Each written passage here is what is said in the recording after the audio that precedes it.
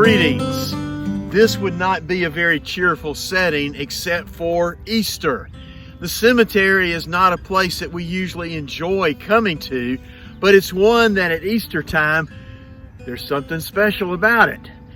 All four writers of the Gospel, Matthew, Mark, Luke, and John, as they recorded the events, they had their own insights. When I was a younger Christian, it used to trouble me that they didn't say exactly the same account, word for word. But as I matured, I realized that was even more proof that this is true. If you've ever talked to three different people that saw something happen, maybe an accident or a great play on the field, they each had a little different perspective, a little different insight. You can learn something from all of the writers, Matthew, Mark, Luke, and John, if you'll take time this week to reread the wonderful account of the resurrection of Christ after his awful crucifixion. He is alive. That's the message, loud and clear. Now, Mark, young writer, he was fast-paced. We sometimes refer to him as the impatient or the urgent gospel. And Mark, in his own style, as he records the events of Easter morning, he tells us in very succinct manner that the women went early that morning to prepare the body of Jesus to do what they hadn't had time to do after his death. He was rushed into a borrowed tomb. And they had two things on their mind. The first was a question. Who's going to move away that giant stone that sealed the tomb? That's what they went, first of all, to do, wondering about Jesus. But something happened to them there. They encountered an angel. And the angel said, "Don't be sad. You're looking for Jesus. He's not here. Remember what he told you." And then the angel gave the women instructions. They went from a question to an exclamation. The angel said, "Go, tell his disciples and Peter that he is going to meet you a little bit later. Go and tell him to get ready." Now that's my paraphrase of what happened. And they went.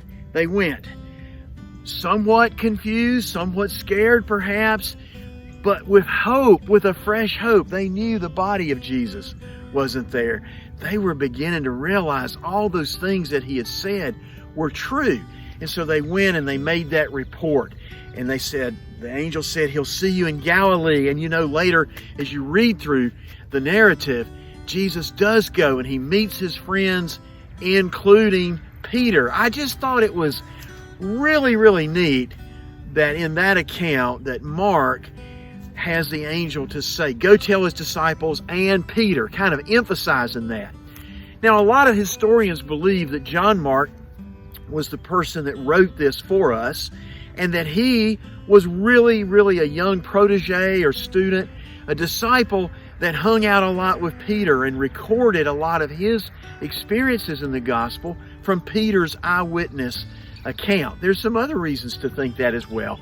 But the point is, why the big emphasis on Peter? You know, Peter denied Jesus 3 times. And as if that weren't bad enough, Jesus warned Peter that was going to happen, and Peter boasted in front of everybody. "Not me. These folks may let you down, but I'm not going to." You remember that. And the writers record that during that evening as he was arrested, and it was a terrible time, Peter and the others were kind of hanging around outside, and that 3 different times somebody said, "Aren't you one of his friends? Aren't you? I think I recognize you." And each time Peter denied it. And the last time, the rooster crowed. And that's exactly what the Lord had said was going to happen. 3 times you'll deny me before the rooster crows. And Peter perhaps felt worse than anybody else, because not only had they all seen their Lord, their hero, their teacher arrested and executed horribly, but he had promised to stay true and broken his promise. Not once, not twice, but 3 times. And now this angel is kind enough to say, "Go tell his disciples and Peter."